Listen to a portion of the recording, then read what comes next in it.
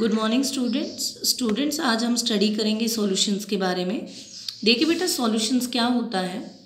बेटा जब भी हम सॉल्यूशंस की बात करते हैं ना, तो सॉल्यूशन देखो बनता कैसे। बेटा जब भी आपके दो या दो से ज़्यादा सब्सटेंसेस को आप आपस में मिक्स कर देते हो, तो वो किसकी फॉर्मेशन करता है? सॉल्यूशन की। और जो सॉल्यूशन हमारे होते हैं ये हमेशा होमोजेनियस मिक्सचर बनाते हैं।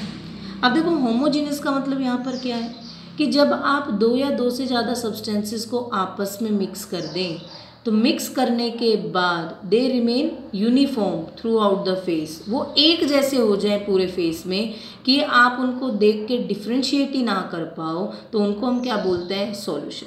फॉर एग्जाम्पल हम अपना गैसियस मतलब अपना एटमॉस्फेयर लेते हैं। हमारे एटमॉस्फेयर में वेरियस गैसेज हैं, एज वी नो ऑल। हमारे एटमॉस्फेयर में कौन कौन सी गैसेज है? बेटा हमारे एटमॉस्फेयर के अंदर ऑक्सीजन भी है, नाइट्रोजन भी है, हाइड्रोजन भी है। लेकिन क्या आप देख के बता सकते हो? जैसे हम बोल दें कि भाई ऑक्सीजन हाइड्रोजन है और आपकी नाइट्रोजन है, तो मैं क्या ये कह सकती हूँ यहाँ ऑक्सीजन और यहाँ नाइट्रोजन है? नहीं कह सकते ना, क्योंकि हम उनको देख नहीं सकते हैं। देख नहीं सकते क्यों? क्योंकि वो एक सॉल्यूशन बन गया है। सॉल्यूशन भी कैसे बन गया है? वो होमोजीनियस बन गया है। इसी तरीके से आप अल्कोहल प्लस वाटर है, दोनों अलग अलग है, लेकिन जैसे आप मिक्स करोगे दे रिमेन सेम। तो क्या मिक्सिंग के बाद आप बता सकते हो कि यहाँ पर ये अल्कोहल था और ये वाटर था? नहीं बता सकते। इसी तरीके से हम नींबू की शिकंजी बनाते हैं, है ना बेटा। लेमन जूस सबने पिया होगा। हम कैसे बनाते हैं लेमन जूस? पानी लेते हैं, नमक लेते हैं, चीनी लेते हैं, नींबू लेते हैं। जब उन सबको हम मिक्स कर देते हैं, तो आफ्टर मिक्सिंग आप ये कह सकते हो कि इतने पानी के अंदर यहाँ पर नींबू का टेस्ट है, यहाँ चीनी का टेस्ट है, यहाँ नमक का टेस्ट है। हम नहीं कह सकते। क्यों? क्योंकि उसने किस चीज़ की फॉर्मेशन कर दी है बेटा? उसने सॉल्यूशन की फॉर्मेशन कर दी है। तो सॉल्यूशन क्या है? वो मिक्सचर जो दो या दो से ज़्यादा सब्सटेंसेस के बने हुए हो, होमोजीनस हो, जो रिमेन सेम रहे through out the face, that is called your solution. तो बेटा सॉल्यूशन को हम कैसे डिफाइन कर सकते हैं? ए मिक्सचर ऑफ टू और more substances can be A solution. We can also say that solution is a homogeneous mixture of two or more substances that form homogeneous, and homogeneous means they remain same throughout the phase, uniform remain same throughout the phase. Thus a homogeneous mixture that is a solution will have composition throughout. ठीक है, तो दूसरे words में हम इसको ऐसे भी define कर सकते हैं। A solution is defined as the mixture of two or more substances and they form a homogeneous mixture. However, the amount of substances may vary within certain limit. यहाँ पर मतलब ये है कि बेटा आप जो सब्सटेंसेस लेते हो ना, उनकी अमाउंट अलग अलग हो सकती है, फिक्स नहीं है कि आप अल्कोहल प्लस वाटर को अगर आपको मिक्स करना है तो आप ये कहेंगे कि मैं आधा अल्कोहल लूँगा और आधा वाटर लूँगा। आप उसको किसी भी प्रोपोर्शन में लीजिए, वो आपस के अंदर क्या हो जाएंगे?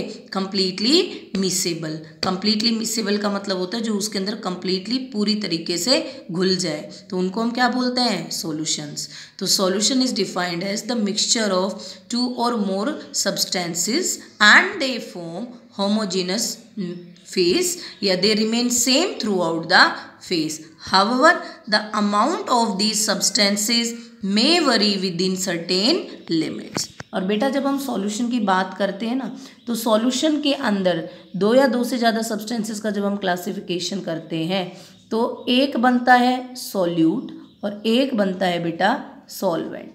बेटा सॉल्यूट होता है जो लेस अमाउंट में प्रेजेंट हो, और सॉल्वेंट क्या होता है? जो मोर अमाउंट में प्रेजेंट हो। और इन दोनों का मिक्सचर किसकी फॉर्मेशन कर देता है बेटा? सॉल्यूशन की फॉर्मेशन कर देता है। कोई भी सॉल्यूशन एक सब्सटेंस से नहीं बनता, वो हमेशा दो या दो से ज़्यादा के कंपोजिशन से बनता है। तो सॉल्यूट में जनरली दो पार्ट है, क्योंकि आपके सिलेबस में बाइनरी सॉल्यूशन है। बाइनरी का मतलब जिसमें दो सब्सटेंसेस हो। तीन आ जाए तो वी कॉल इट टर्नरी। क्या बोलेंगे उसको हम बेटा? तो अब आई थिंक आप लोगों को क्लियर हुआ। सॉल्यूशन जो है होमोजीनस होता है, दो पार्ट से बन के मिलता है, जिसमें से एक पार्ट होता है सॉल्यूट और एक होता है सॉल्वेंट। सॉल्यूट लेस अमाउंट में और सॉल्वेंट मोर अमाउंट में। अगर हम एटमॉस्फेयर की बात करें तो एटमॉस्फेयर में देखिए बेटा वेरियस गैसेज हैं, लेकिन क्या सभी गैसेज की अमाउंट बराबर है? नहीं। नाइट्रोजन और ऑक्सीजन को अगर मैं मिक्स करूं और मैं उसमें अगर आपसे पूछूं क्या वो सॉल्यूशन बनाएगा, तो आप बोलोगे यस बनाएगा। तो उसमें सॉल्यूट और सॉल्वेंट कौन सा है? तो एज वी नो ऑक्सीजन का कंटेंट नियर अबाउट 21% है और नाइट्रोजन का कंटेंट नियर अबाउट 78% है, राइट। तो हम क्या बोलेंगे कि सॉल्वेंट वहाँ पर नाइट्रोजन है और सोल्यूट वहाँ पर क्या है बेटा आपका ऑक्सीजन है, ठीक है। इसी तरीके से अल्कोहल प्लस वाटर को अगर मैं मिक्स करूँ तो जनरली वाटर जो होता है वो लार्ज अमाउंट में, मोर अमाउंट में प्रेजेंट होता है और जो आपका अल्कोहल है वो किस में होता है बेटा, लेस अमाउंट में। तो ऑलवेज रिमेंबर सॉल्यूशन, क्योंकि आपकी 11th और 12th में बाइनरी सॉल्यूशन है। बाइनरी का मतलब दो कंपोनेंट्स को जब हम मिक्स करते हैं तो उन दोनों कंपोनेंट को जब हम मिक्स करते हैं तो किसकी फॉर्मेशन करता है, सॉल्यूशन की करता है, ठीक है। और सॉल्यूशन जो है वो दो चीज़ों से बनता है, सॉल्यूट प्लस सॉल्वेंट। सॉल्यूट जो लेस अमाउंट में है और सॉल्वेंट जो लार्ज अमाउंट में है। आई थिंक यहाँ तक पॉइंट क्लियर हो गया होगा। अब हम पढ़ते हैं कि सॉल्यूशंस की प्रॉपर्टीज़ क्या होती हैं बेटा। These properties you are read in also in your 9th standard, तो इसको थोड़ा सा हम फास्टली करेंगे। सॉल्यूशन जो होता है वो हमेशा क्या करता है, क्लियर और ट्रांसपेरेंट होता है ना। नमक को आप पानी के अंदर मिलाइए, ट्रांसपेरेंट सॉल्यूशन बन जाएगा। ट्रांसपेरेंट का मतलब आर पार दिखने वाला, ठीक है। सॉल्यूशन में जो सॉल्यूट पार्टिकल प्रेजेंट है, मतलब जो लेस क्वांटिटी में जो प्रेजेंट होते हैं, ध्यान रखना वो कभी भी सेटल डाउन नहीं होते, नीचे जाके वो कभी भी सैचुरेटेड नहीं होते, जमते नहीं है नीचे जाके, ठीक है। सॉल्यूशन के अंदर जो सॉल्यूट पार्टिकल हैं आप इनको सॉल्वेंट पार्टिकल से डिस्टिंग्विश नहीं कर सकते, इवन अंडर ए माइक्रोस्कोप, ठीक है। And the fourth one is that the component of a solution cannot be separated by filtration. आप इनको filtration से separate नहीं कर सकते। शराब और पानी को अगर मैं मिला दूँ, अल्कोहल प्लस वाटर को मैं मिला दूँ, तो क्या filtration से आप उनको separate कर पाओगे? नहीं। हवा को क्या filter paper से separate कर पाओगे? नहीं। तो I think these things are clear. अब देखो बेसिकली बेटा सॉल्यूशन को बनाने का क्या मतलब था आपको जो मैंने बताया। जो हमारा सॉल्यूशन है इसको हम एक्सप्रेस करते हैं अलग अलग उसमें टर्म्स में, तो उस टर्म्स के लिए हम एक पर्टिकुलर वर्ड यूज़ करते हैं, that particular word is concentration terms. बेटा ध्यान से समझना, ये चीज़ें एज इट इज़ आपको 12th में भी मिलेगी। ये टॉपिक पूरा, अभी तो यहाँ थोड़ा सा यही पढ़ रहे हैं कि सॉल्यूशन क्या है, उसकी कंसंट्रेशन टर्म्स क्या है। 12th के अंदर हम कंप्लीट चैप्टर ही पढ़ेंगे कि सॉल्यूशन क्या है, ठीक है। तो यहाँ पर तो आपका थोड़ा सा मिनिमम अमाउंट के अंदर इन्होंने दिया हुआ है, ठीक है। तो बेटा देखो कंसंट्रेशन टर्म्स जो होती हैं सॉल्यूशन को एक्सप्रेस करने वाली टर्म्स होती हैं। जैसे आपको पता है वेट है, वेट को हम मेज़र करते हैं तो हम उसको किस में मेज़र करते हैं बेटा, ग्राम में, किलोग्राम में ना। तो मतलब वेट को एक्सप्रेस करने की एक तरीके की टर्म कौन सी होगी, किलोग्राम, ग्राम। लाइक दैट जो आपका सॉल्यूशन है उसको एक्सप्रेस करने के लिए हमारे पास कुछ कंसंट्रेशन टर्म्स होती हैं और वो हमारे पास फॉलोइंग है। सबसे पहले हमारे पास आती है मोलैरिटी। बेटा ये आपके आईआईटी और PMT as well as board के पॉइंट ऑफ व्यू से बहुत ही इंपॉर्टेंट टॉपिक है, इसलिए ये आपको 11th में भी मिलता है और 12th में भी मिलता है। तो इन चीज़ों को थोड़ा आप ध्यान से समझिएगा, ठीक है। तो कंसंट्रेशन टर्म्स जो है सॉल्यूशन को एक्सप्रेस करने वाली टर्म है और इस टर्म्स को हम वेरियस लेवल्स के अंदर अलग अलग तरीके से क्वालिफाई कर सकते हैं। तो सबसे पहला आता है molarity. What is that, molarity. Second one is molality. Remember it is molality not molarity. Molarity और मोलैलिटी के अंदर एक ही डिफरेंस है, यहाँ आर है और यहाँ क्या है, एल है। Third one is mole fraction. Fourth one is percentage calculation, किस तरीके से सॉल्यूट और सॉल्वेंट को हम परसेंटेज में एक्सप्रेस करते हैं। Fifth one is your normality. Sixth one is your ppm. और एक और होता है हमारे पास जिसको हम बोलते हैं स्ट्रेंथ, STRENGTH। ये आपका प्रैक्टिकल्स में भी बड़ी हेल्प करेगा। तो इसका रिलेशन इनडायरेक्टली मोलैरिटी के साथ होता है, ठीक है। तो ये कुछ स्पेसिफिक टर्म्स हैं आपकी सॉल्यूशंस की जो हम यहाँ स्टडी करेंगे वन बाय वन। तो बेटा सबसे पहले आज हम बात करते हैं अपनी कंसंट्रेशन टर्म्स में, वन बाय वन बात करेंगे। आज हम दो ही चीज़ों के बारे में बात करेंगे। सबसे पहले हम बात करते हैं मोलैरिटी की। बेटा देखिए जो मोलैरिटी है, मोलैरिटी को हम कैपिटल M से रिप्रेजेंट करते हैं, ठीक है। और मोलैरिटी का मतलब क्या होता है बेटा, सॉल्यूशन दो चीज़ों से बन के मिला, एक सॉल्यूट और एक सॉल्वेंट। जैसा कि हमने बताया सॉल्यूट जो लेस अमाउंट में है, सॉल्वेंट जो लार्ज अमाउंट में है। तो मोलैरिटी क्या बोलता है कि जब आप सॉल्यूशन के रिस्पेक्ट में मोलैरिटी को डिफाइन करते हो तो मोलैरिटी बोलता है कि आप सोल्यूट के नंबर ऑफ मोल्स लोगे। बेटा लास्ट क्लास में मैंने आपको बताया था नंबर ऑफ मोल्स के बारे में। नंबर ऑफ मोल्स किसके बराबर होता है? गिवन वेट एंड ऑब्लिक में मोलर मास। तो इसके अंदर हम पढ़ेंगे कि the molarity is defined as the number of moles of a solute. Solute लेना है, ध्यान रखना, सोलवेंट नहीं। सॉल्यूशन की कंसंट्रेशन टर्म्स की बात कर रहे हैं और उसमें हम मोलैरिटी की बात कर रहे हैं। तो मोलैरिटी के अंदर सोल्यूट और सॉल्वेंट दोनों ही इस्तेमाल होंगे, लेकिन किसके रिस्पेक्ट में? सॉल्यूशन के रिस्पेक्ट में। तो मोलैरिटी बोलता है कि सोल्यूट के जब हम नंबर ऑफ मोल लें और उसको हम डिसोल्व कर दें 1 लीटर किसमें? सॉल्यूशन में। यहाँ ध्यान रखना 1 लीटर सॉल्यूशन का मतलब है सॉल्यूशन में दोनों चीज़ें प्रेजेंट है, सोल्यूट भी और सॉल्वेंट भी। तो उसको हम क्या बोलते हैं बेटा? Molarity of the solution. तो how we define molarity of solution?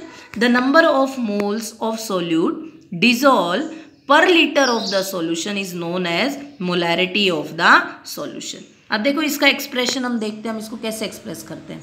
Molarity of solution is equal to number of moles किसके? बेटा सोल्यूट के, जैसे डेफिनेशन बोल रहा है। उसको हम डिवाइड कर देंगे 1 लीटर ऑफ सॉल्यूशन से। और 1 लीटर किसकी यूनिट होती है? ऑफ कोर्स बेटा वॉल्यूम की, राइट?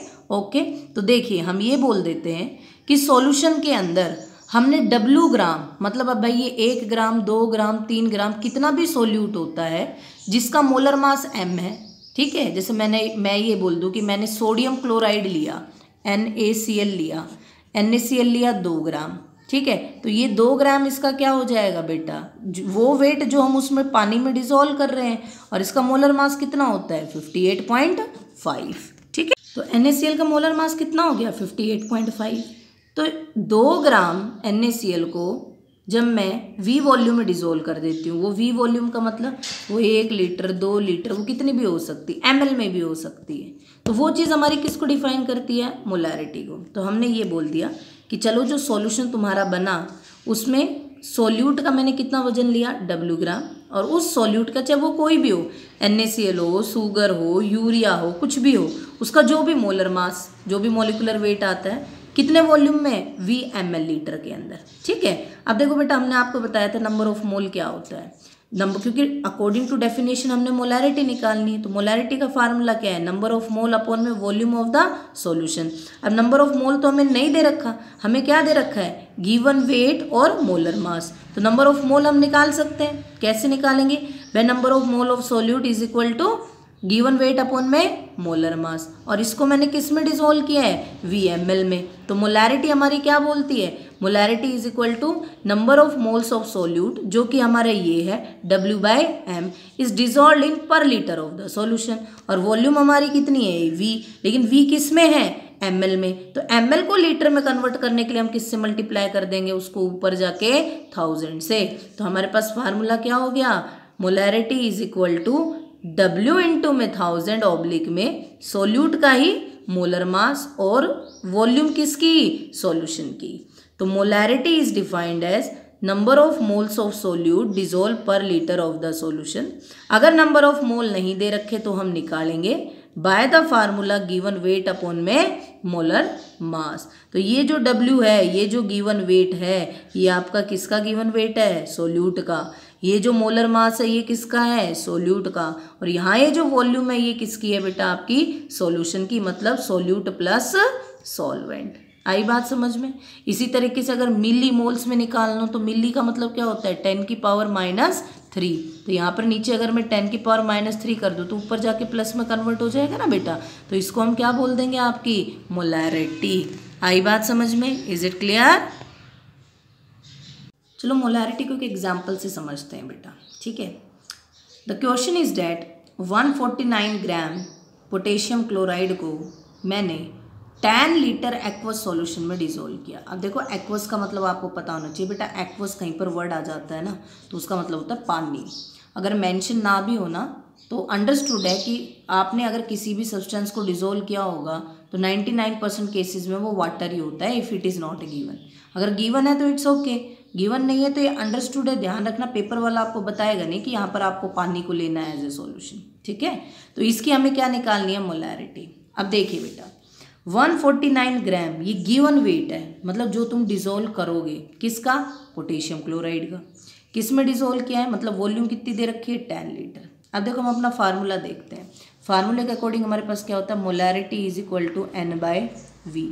N का मतलब number of moles of solute. अब देखो यहाँ पर कहीं दे रखा है नंबर ऑफ मोल गिवन है, नहीं है। कहीं पर बोल रखा है कि भाई 2 मोल KCl के मैंने 10 लीटर में डिजोल्व किए, नहीं है ना। तो इसका मतलब सबसे पहले तो मैं क्या निकालूंगी, नंबर ऑफ मोल। अब नंबर ऑफ मोल तो यहाँ दे नहीं रखे, लेकिन नंबर ऑफ मोल हम एक तरीके से और निकाल सकते हैं। क्या, अभी हमने आपको फार्मूला बताया, नंबर ऑफ मोल का मतलब होता है गिवन वेट अपॉन में मोलर मास। तो यहाँ गिवन वेट कितना दे रखा है पोटेशियम क्लोराइड का 149 ग्राम। तो मतलब गिवन वेट की जगह मैं यहाँ क्या लिख सकती हूँ 149, और मोलर मास KCl का पोटेशियम 39 और क्लोरीन 35.5। तो कितना आ गया बेटा ये, अगर मैं इसको करूँ तो 74.5। ठीक है, यहाँ से मेरे पास नंबर ऑफ मोल आ जाएगा, इसको जब मैं डिवाइड करूँगी, एंड ये अप्रोक्स ये 74 है। तो यहाँ पर हम देखते हैं 149 अपॉन में 74.5, डेसिमल रिमूव करेंगे ऊपर जाएंगे, और अप्रोक्सीमेटली कितना आ गया बेटा नंबर ऑफ मोल आपका 2। लेकिन हमें निकालनी क्या है, मोलैरिटी। मोलैरिटी का फार्मूला क्या है N/V। तो नंबर ऑफ मोल कितना आया 2, और वॉल्यूम कितनी दे रखी है 10 लीटर। 10 लीटर है, ध्यान रखना, अगर ml होती तो मैं उसको लीटर में कन्वर्ट करती। तो बेटा 2/10, तो मोलैरिटी कितनी आ गई 0.2। मोलैरिटी की यूनिट को हम रिप्रेजेंट करते हैं कैपिटल M, या हम इसको मोलर भी बोल सकते हैं, या मोल पर लीटर भी, क्योंकि नंबर ऑफ मोल क्या है मोल, और ये किसमें है लीटर। तो बेटा यूनिट क्या हो जाएगी मोल पर लीटर। ठीक है बेटा, अब ऐसा एक और क्वेश्चन लेते हैं, ये आप खुद सोल्व करके देखिएगा। 117 ग्राम NaCl is dissolve in 500 ml aqueous solution, find the molarity of the solution. चलो मैं ही ये सॉल्व कर देती हूँ, आप और फर्दर अपनी प्रैक्टिस कीजिएगा। बेटा अगेन मोलैरिटी का फार्मूला क्या होता है N/V। N क्या है, number of moles of solute, और वॉल्यूम क्या है सॉल्यूशन की, जो कि किस में होती है लीटर में।